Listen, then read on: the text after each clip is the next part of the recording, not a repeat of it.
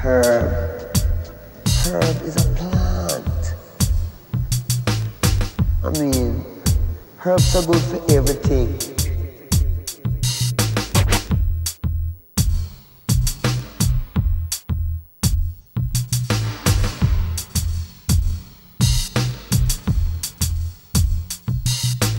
Herb.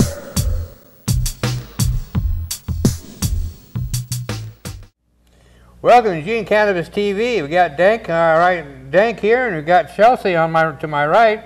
Hello. Appreciate Chelsea. Chelsea is with the greener side, and we need to spread the word that we have some relatively new people in town and a great facility. Thank you. I checked it out the last week. Finally got down there, and wow, very nice. Thank you. Very nice. We did our first class this Saturday. It was a salve making class, and there was a great turnout, so we're going to be doing more of those, and we'll let you all know when those are happening. They are free for Greener Side members. Membership is free and is for all card holders in Oregon. Yeah, this is it's fantastic. We finally got somewhere to send patients. It's something I've seen a need for quite some time, and I didn't know where to send them myself. So now that you've got the second your training room or your classroom, which also the Greener Side is donating for meeting rooms for some of our groups. So the Emerald Empire Hemp Fest volunteer meeting will be starting in May. The May meeting, I forgot the date, but the May meeting will be at the Greener Side. And that's the third Saturday. Third Saturday in the month, correct. And that may be the only meeting we're going to have there. That may be, I'm not sure yet, but because we start meeting in the park when the weather gets better. So we may only end up like being there once and then maybe move into the park after that. Okay. Until winter comes back again. But the Willamette Valley normal meeting will definitely be there. And so we're really looking forward to having a really good meeting spot. We've been meeting at Cosmic Pizza, which has worked fair, but not the best, so this will be a whole lot better. Yes, and it's going to be a meeting for any organizations that need a safe space to go to, and we're really excited to have Normal come in there. That's fantastic, and it's right on Oak Street, right on the street. It even has its own entrance, its own address. So that's great, so stay tuned, and those will be coming up. See, Hemp Fest is exciting. Things are really cracking. We've got more sponsors. We Southern Oregon Alternative is coming as a vendor. Awesome. So they're new this year, and it should be coming out on the back of the Oregon Cannabis Connection. Our poster should be on the back again, showing that because they're one of our vendors. And I mean sponsors. I believe it was in this last issue, and we'll be running again the next issue. Yep, that's right. Volunteer meeting. We're going to meet at the 420 celebration this time. This month, the 420. That's at the Bulb Ranch. That's in Glenwood, behind the Dairy Mart. Off of Franklin Street. Off of Franklin, yeah. And just come on by Saturday afternoon because the festivities are going to be going all afternoon and into the evening. So it'll be a really great event. That's right, and we're going to have our booth there and the Hemp Fest store. Some of the Hemp Fest store stuff will be there that you can buy. So come on out and check out what's going on, and if you want to get more involved in that, then come out and see what it's all about. You bet. And then we have the Global Cannabis March, May 4th, and listen for more details on that. Still working out the details. So anyway, I wanted to talk about our trip today. Well, I say our trip. I didn't know Chelsea was going, and next thing I know, there she is in Salem. So we went up to the hearing up in Salem. They had a hearing on 3 bills, HB 3406, which is the dispensary bill. We have high hopes for that one. 3055, which we couldn't remember exactly what it does, so we're a little bit dark on that one. And then 2919, which is kind of controversial. It limits growers, and there's some limitations that we're not happy with. So, but all in all 3 of these are nothing as bad as the things that they've proposed in the past. Right. So.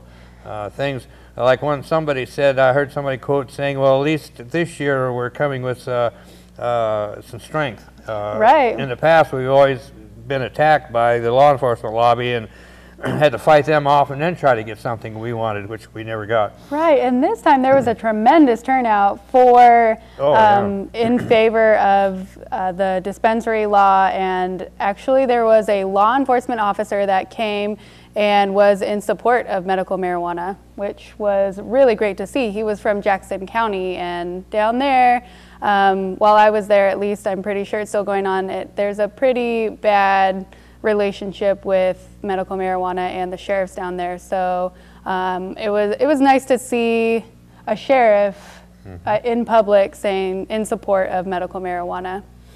Yes, correct. He was saying that legitimate medical use he supports and didn't have a problem with, but it's the illegal part of it where people sell it illegally is the problem, where he has the problem, according to what he was saying. So. Right. But yeah, it was a good turnout, and it's always fun to see old friends that you don't see other places, old activist friends, and especially I like seeing Chelsea there because she got to meet some new people that she hasn't met yet, and of course, like I said, run into some old friends. Yep. And I made an appointment. I'm going to talk to my representative, Representative Lively. If you are in the Eugene area, that is your representative, and we encourage you to go speak with your representative on how you feel about these bills. Definitely, yes. One thing we've found is the legislatures in general are getting kind of tired of hearing about marijuana, and the reason we know that is because they keep saying it. So keep going out there and make them talk about it. Tell them how you feel about it, and we'll make them, we'll get the laws that we want passed. Exactly. Yes, definitely, and we do have some friends in the legislature, and I think hopefully we'll maybe gain a few. One thing I wanted to mention too, I just found out yesterday, one of our heroes, Dr. Levesque, Dr. Philip Levesque. Dr. Levesque at one point had signed more medical marijuana doctor approvals than any other doctor, and he got in trouble over it, and they ended up taking his license away, and the poor guy has been treated quite badly, but he still keeps plugging away, and he's a heck of, I mean, he's one of our heroes. Right. In the medical marijuana, in fact, it was just in the ending prohibition period. He was the chief petitioner for our legalization initiative too. Anyway, he's in his 90s. I've forgotten exactly, but he's in his early 90s, and I understand he recently fell and broke his hip. Oh, which is always bad on older people like that. But I understand it is healing, and so he's doing pretty good. But we want to put together a video collage of good wishes for Dr. Levesque. We were up, when Chelsea and I were up in Salem. Our friend Perry Stripling got out his camera, and we started making it already. And that was something that I was going to talk to my crew about here, and I forgot to mention it, but. I want to do that here, and I'm urging people in the, out in our watching audience, if you have a camera, shoot some footage, some movie footage of you and yours wishing Dr. Levesque good health. And if you could get it to us, we will definitely put it together, and we're going to put together a collage for him that he can just sit down and watch. One improvement I see that we didn't do last time that I'm thinking, well, we sure want to do this time, is when people say something, announce who you are. Right. Because some of those people, I know he's going to look at them thinking, I recognize that, but I don't know who that is. Well, if that way, if everybody says who they are, it would help for him to realize, know who they are. Absolutely. For that reason, but anyway. We got to show our support for those that fight for us. You're right. Dr. Levesque is a hero to us cannabis reform activists, but he was a World War II hero before the cannabis thing really took off. He was in World War II at the Battle of the Bulge. He was in some really bad stuff back there during World War II, and he made it through. Wrote a book on it too, and so. And how does he get treated? He gets his license pulled for trying to help other people. Yep. Yeah, that's right. And at one point, somebody in the process, when they pulled his license, they called him something about the most dangerous man in Oregon. So he had a sign made up that he wears when he goes to events. It says, the most dangerous man in Oregon, I think it says. So he had fun with it, but he's a good sense of humor, but a great guy. So anyway, we got to wish the best for Dr. Levesque and wish you a speedy recovery. We hope that you feel better. Broken hips in older people is not good news. My dad, he broke his hip in his late 80s and it healed, but that was just started down. He just started going down though from that point. So at least he can use medical marijuana to hopefully alleviate some of that pain. Definitely. Oh yeah, it's definitely. I'm sure he is, and he's.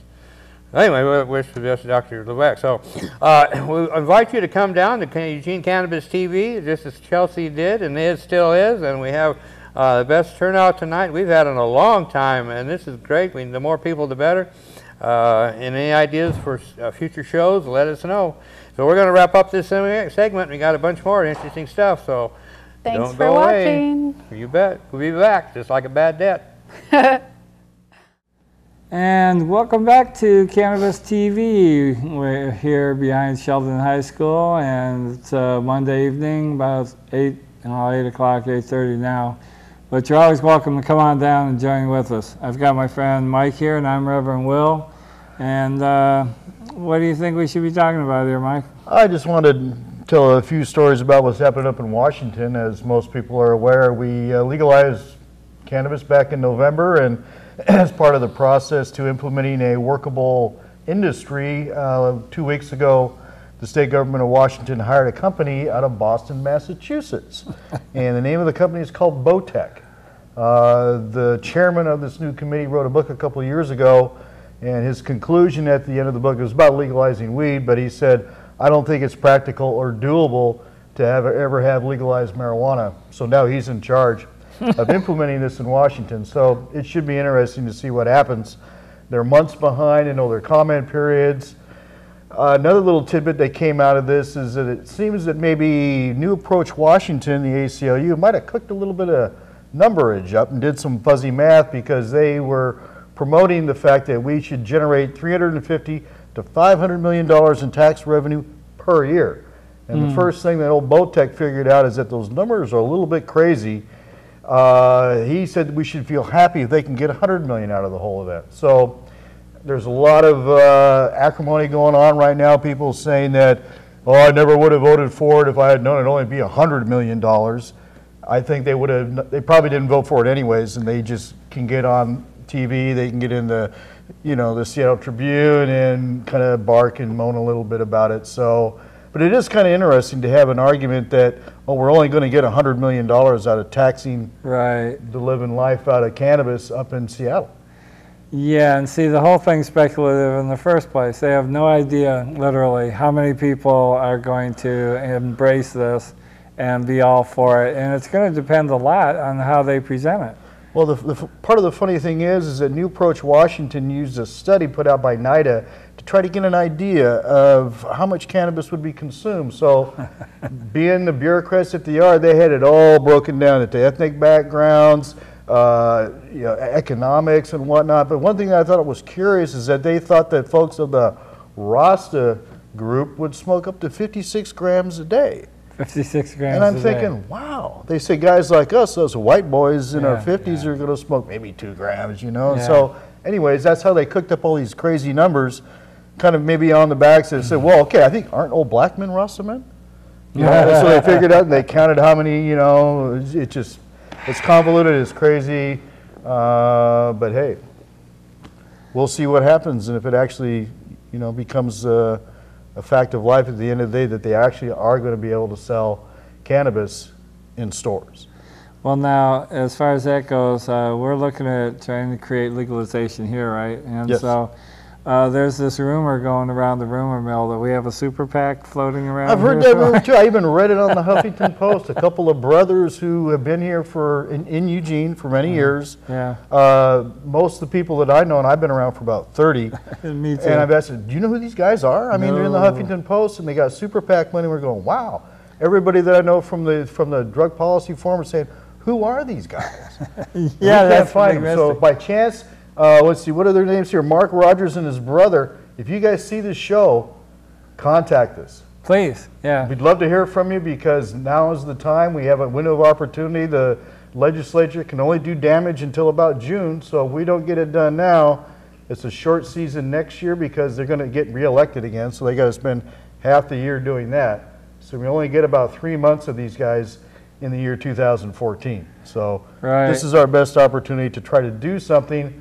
Otherwise, we're going to wait, but there are good things. I'm very happy to see Oregon actually being a little bit more adult about this conversation than they've been in years past, when it's just been law enforcement saying it's evil and reading out of Reader's Digest to cite their facts as the reasons why we can't have legal weed.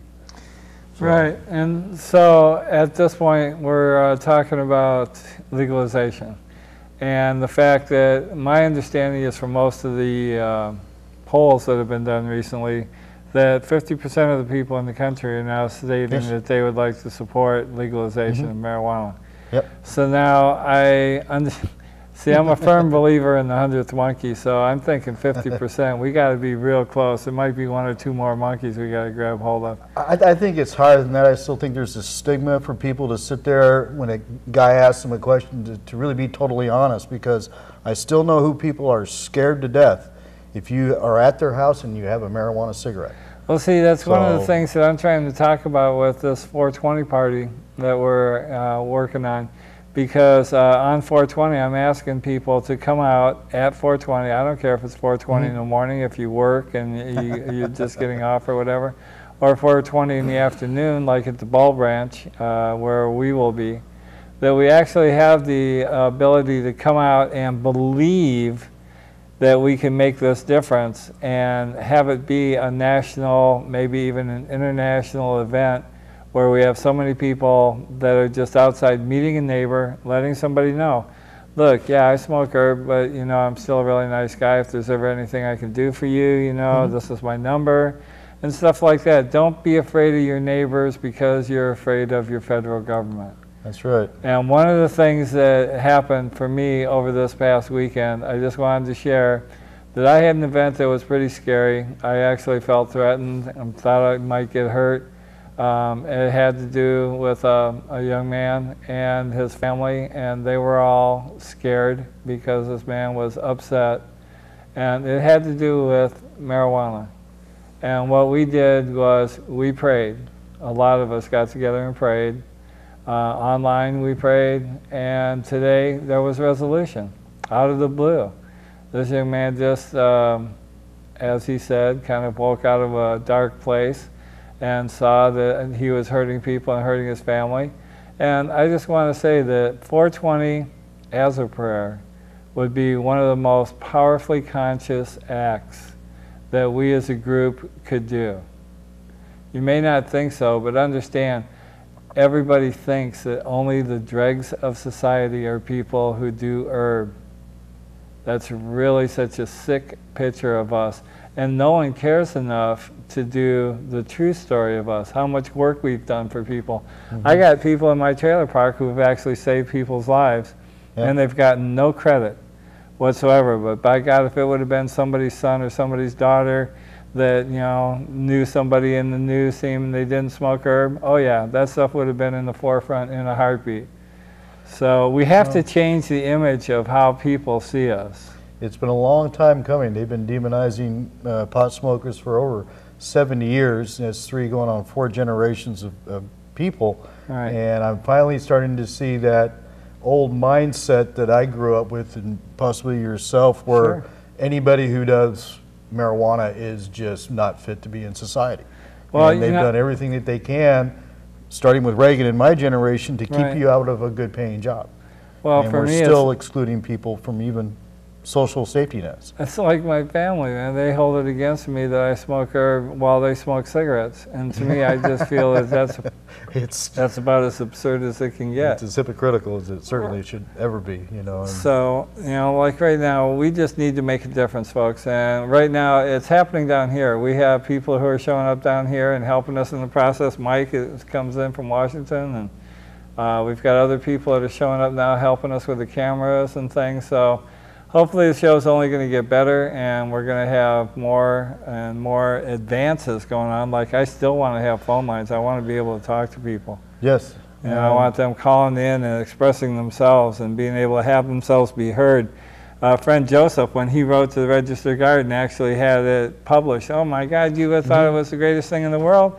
And it was for him. It's really helped him to be more active. It is liberating, and anybody out there, it's still not too late to contact anybody in Salem. Your governor is saying that you support a rational approach to medical marijuana and tax and regulate. Right. The more that they hear from the pro movement, which is stronger than they are, the better chance we have to get something done soon, like now. Stay tuned.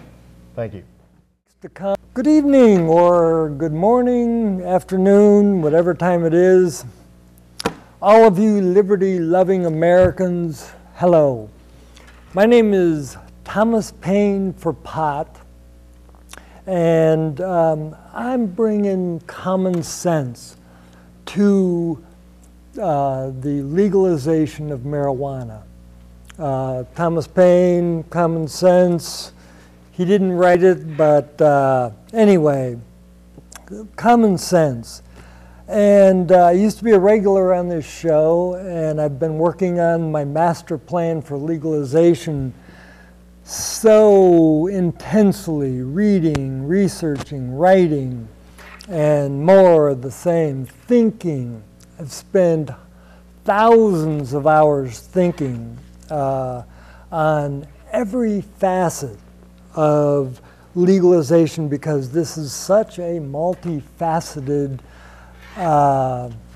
thing. And liberty, let's talk just a second about that. I have the hemp flag that our country, our founding fathers who lived and shed their blood for liberty, liberté, the French, couldn't have done it without them. Liberty means freedom of choice, period. Now, we have gone from a land of the free, which our founding fathers created for us, to the land of the P, which our governments, drug war prohibitionists have led us into this tunnel. Eric and I were talking before the show, it's like a box. And I call it the cannabis closet. What I'm going to present over the next, however long it takes me, and 5 to 7 minute segments every week, I'm going to take one part each time until I've shown you the complete master plan. It is beautiful. You know, for instance, not just for our liberty, our freedom of choice to smoke and enjoy life and the camaraderie with our friends and family, but also the environmental impact of legalization of hemp, which Washington, hooray, Washington State. That's kind of ironic, in Colorado too. You people did what it took to get the job done. But it's kind of ironic because our founding fathers had a hemp economy, not second to tobacco, corn, or any other annual crop. Their economy was hemp. They were efficient people.